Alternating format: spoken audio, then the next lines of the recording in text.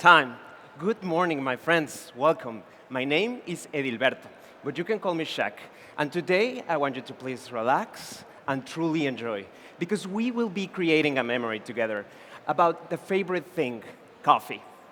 I will explain later the importance of creating memories, but for now, as any good one, it all begins with a story. Want to hear it? Let's go. But before we begin, I want you to notice that you have a menu on your right side. It has all the information you need. I would be very happy if you take it with you after my presentation. So, this is the story of an unforgettable Mexican coffee. It all begins in Coatepec, Veracruz, the first state to grow coffee in Mexico a long time ago. At 1,300 meters, you will find El Equimite, one of the few certified biodynamic coffee farms in Latin America, and an amazing beacon of regenerative and organic agriculture. I could spend all day talking about it, but for now, I'll boil it down for you in four main factors, which you can find in front of you in the chart number 1 of your wooden board. Number 1, the farm has a keyline design that captures water and other nutrients in a more efficient way, under a 40% shade that will promote a slow maturation of the cherry, which, as we know, will improve the cup. Number 2, the soil is constantly being analyzed and thus nourished. This is providing a more efficient photosynthesis in the plants, correlating also with a better cup by providing more glucose to the cherry, which means more lipids and more proteins during fermentation, and therefore more sweetness. Number 3, there's no use of pesticides, only herb-based preparations. This is promoting microbial activity, which means that the soil is alive and connected, and it's more protected through the mycelium. And it also has more access to minerals, which will give more complexity to this coffee. And finally, it is a sanctuary of biodiversity, with 30% of its extension used exclusively for preservation, full of animal life and different species of trees. It is a lung for the ecosystem and for the coffee industry. We're going to let these espressos chill and cool down over here.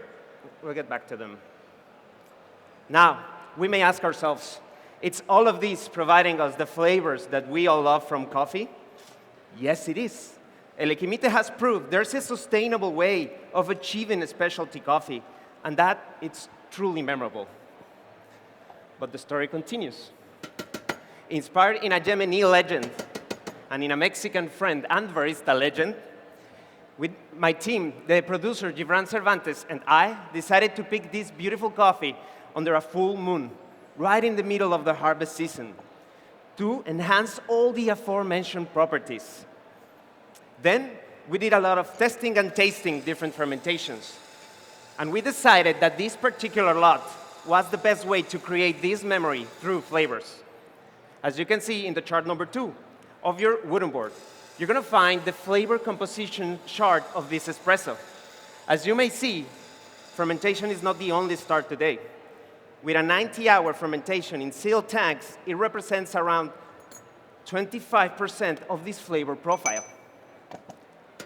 Then, the coffee was finally dried during 30 days in African beds with controlled shade and temperature to lock in all the flavors.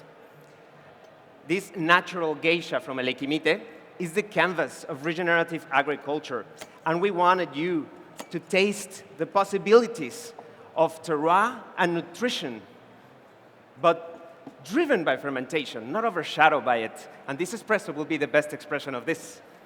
I would like to ask you to please assess the crema as soon as you receive your espresso, but please wait for my instructions to start tasting.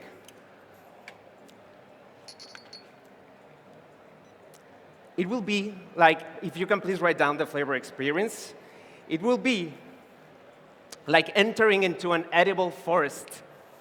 You will first perceive the aroma of violets. But don't be deceived by the elegance. It will surprise you. You will taste black cherry hard candy, red grape sweetness, blueberries, Acidity will be medium and bright and juicy, like a ripe plum. Here you go, enjoy. Please assess the crema. Aftertaste will be of cacao nibs. And tactile will be amazing for a geisha. Medium coating body. Please stir your espresso 10 times with the silver spoon that you have on your right and that you can leave in the glass cups. Please don't forget to enjoy. Go ahead.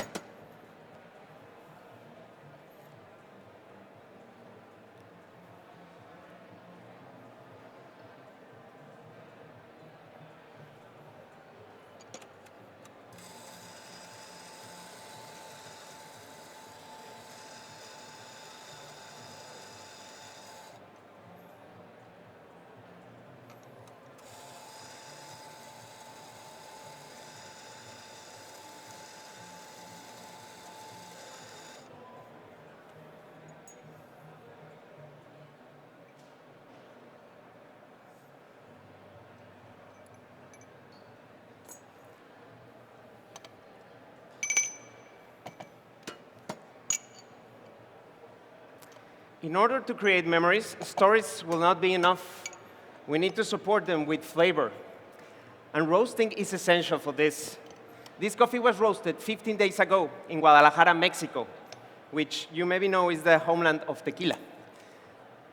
My roaster and friend, Jorge Sotomayor, was amazed by how heat-resistant this bean was, empowered by its nutrition. So he decided to use a technique he calls thermal stability.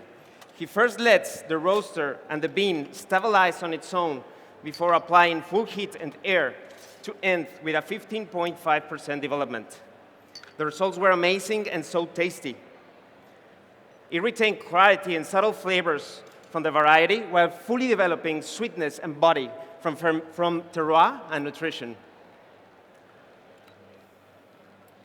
Now, I'm extracting all of my espressos with 20 grams in, 41 grams out for the espresso, achieving a 21% extraction, which was my favorite.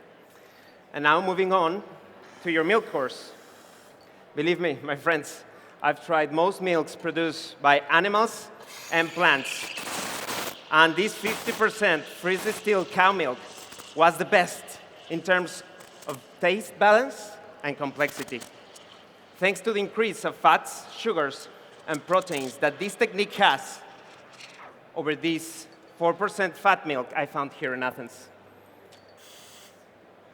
Now, if you can please write down the flavor experience for this milk beverage, this one will bring back happy childhood memories with a soft melted ice cream texture in your first sip, which will evolve into a buttery texture in the subsequent sips. You will taste hazelnut praline, almond butter cookie, and aftertaste will be of caramel and dark chocolate ice cream. To unlock this, I will ask you to first please give a sip of your drink and then stir 10 times with the black spoon and leave it in the glass cup for your subsequent sips. As we move forward, I would like to draw your attention to the chart number 3 in your wooden board. It has been proved that memories play a transcendental role in taste. They are our library and an enhancer. We shall not think of taste as a 5-dimension, but rather as a more holistic experience, as I hope I do with this milk beverage and your happy childhood memories. Please enjoy.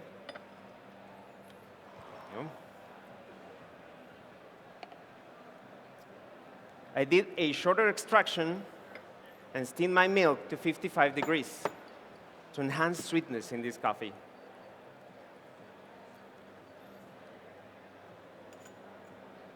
A fun fact about these cups is that we were inspired by limestone, which is a material, here you go, enjoy, that both Greek and ancient Mexican constructions used.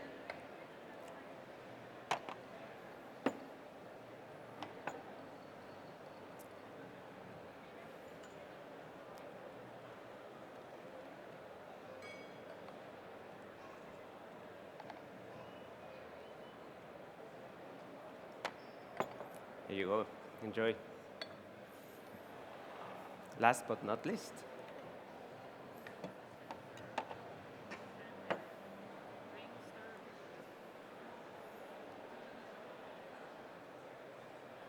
Remember, first sip, and then 10 swirls.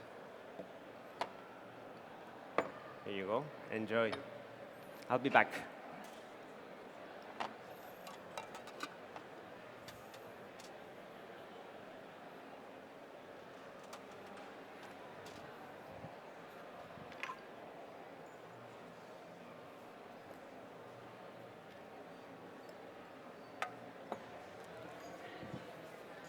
Now, I would like to ask you to go further, to please close your eyes for a moment. Don't worry, I got you covered. Please close your eyes.